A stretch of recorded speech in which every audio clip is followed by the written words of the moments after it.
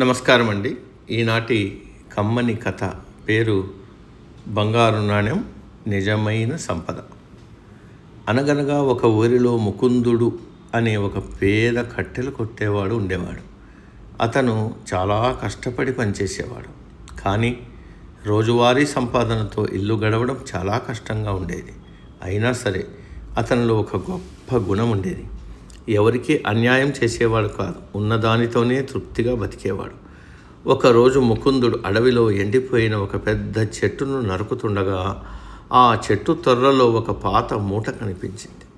కుతూహలంతో దాన్ని తీసి చూస్తే అందులో మెరిసిపోతున్న ఒక బంగారు నాణెం ఉంది. ఆ నాణ్యాన్ని చూడగానే ముకుందుడికి చాలా ఆనందం వేసింది. దీన్ని అమ్మి నా కుటుంబానికి కొన్ని రోజులైనా మంచి తిండి పెట్టచ్చని సంబరపడ్డాడు.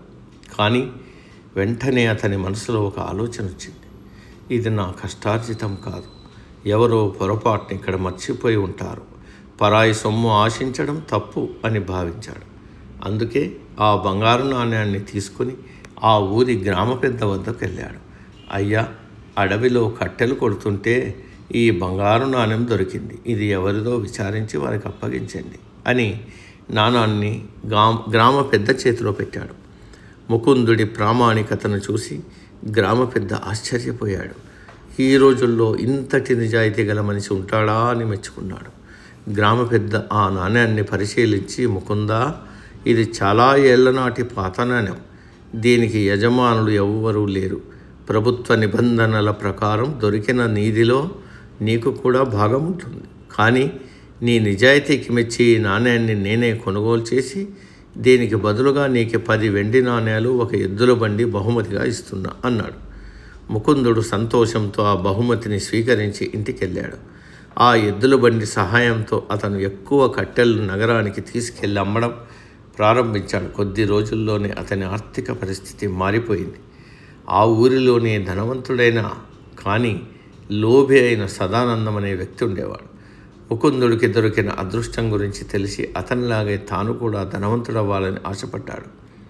మరుసటి రోజే సదానందం అడవికి వెళ్ళాడు. కావాలనే ఒక పాత ఇత్తడి నాణ్యాన్ని చెట్టు త్వరలో దాచాడు. మళ్ళీ దాన్ని తానే తీసి పెద్దగా అరుస్తూ ఊళ్ళోకొచ్చాడు.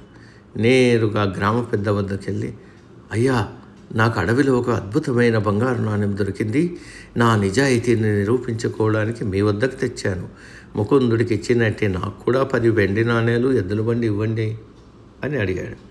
గ్రామ పెద్ద ఆ నాణ్యాన్ని చూసి నవ్వి, సదానందం, ఇది బంగారు నాణ్యం కాదు, కేవలం మురికి పట్టిన ఇత్తడి నాణ్యం. అయినా ఇది నీకు దొరకలేదు. నువ్వే దాచి నాటకం ఆడుతున్నావని నీ ముఖమే చెప్తోంది. ముకుందుడికి దొరికింది నిజమైన బంగారం. అంతకంటే నిజమైంది అతని నిజాయితీ. నీ దగ్గర 2 లేవు అని గద్దించాడు. సదానందం అవమానంతో తలదించుకుని అక్కడి నుండి వెళ్ళిపోయాడు. ఈ కథ ద్వారా మనం ఏం తెలుసుకోవాలి? నిజాయితీ అనేది అన్నింటికన్నా విలువైన సంపద. అత్యాశం ఎప్పుడూ అవమానాన్నే మిగులుస్తుంది. మన కష్టాన్ని, నిజాయితీని నమ్ముకుంటే విజయం తప్పకుండా వస్తుంది. సమాప్తం. సర్వే జన సుఖినో భవంతు.